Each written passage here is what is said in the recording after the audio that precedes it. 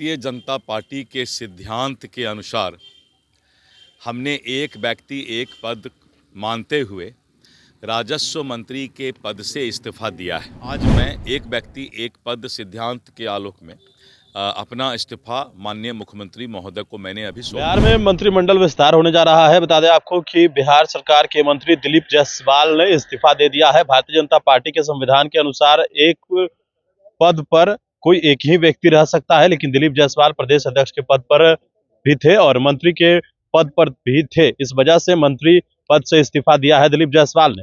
साथ ही कई और लोग जो है वो नए मंत्री का शपथ लेने जा रहे हैं। बिहार में एक बार फिर से मंत्रिमंडल का विस्तार होने जा रहा है। कल जेपी नड्डा की अध्यक्षता में जो बैठक हुई कोर कमेटी की, उसमें यह निर्णय लिया गया है, जिसमें कई बड़े नेताओं का नाम जो है वो सामने आ रहा है। तारकिशोर प्रसाद जो कि डिप्टी सीएम थे, उनको फिर से मंत्री बनाने की चर्चा हो रही है।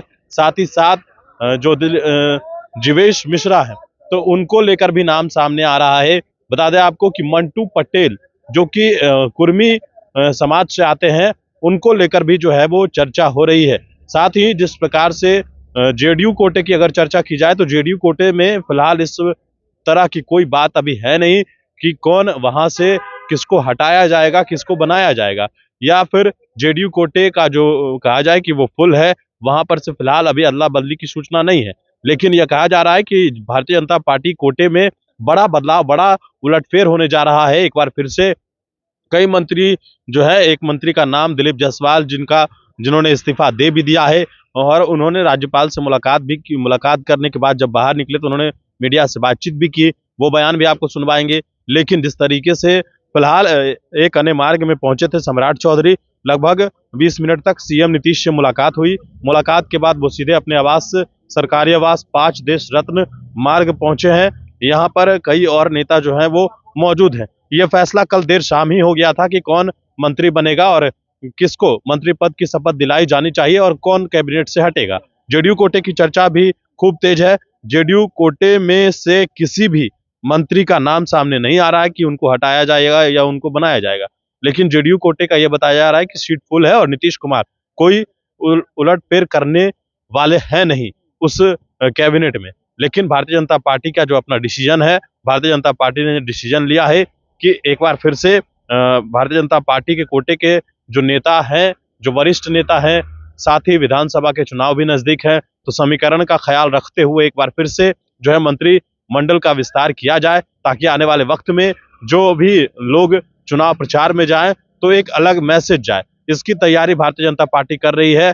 भले ही जो मंत्री बनेंगे वो भले 4 महीना के लिए, लेकिन जिस तरीके से मैसेज देने की बात है तो वो भारतीय जनता पार्टी करने जा रही है। दिलीप जायसवाल का वो बयान आप सुनिए। आज मैंने एक व्यक्ति एक पद, जो भारतीय जनता पार्टी का सिद्धांत है, उस भारतीय जनता पार्टी के सिद्धांत के अनुसार हमने एक व्यक्ति एक पद मानते हुए राजस्व मंत्री के पद से इस्तीफा दिया है। मैंने प्रयास किया ईमानदारी से राजस्व विभाग को अच्छे तरीके से चलाने का, उसमें सुधार लाने का, और करीब 14 करोड़ पन्नों का हमने डिजिटल सिस्टम राजस्व विभाग में किया। और सर्वे में जो समस्या आ रही थी, लगातार आप प्रिंट मीडिया में देखते होंगे कि लगातार लोगों को जागरूक, अवेयरनेस करने का भी काम किया। और आज मैं एक व्यक्ति एक पद सिद्धांत के आलोक में अपना इस्तीफा माननीय मुख्यमंत्री महोदय को मैंने अभी सौंप दिया। सर, ये क्या मंत्रिमंडल का विस्तार की बात हो रही है अभी?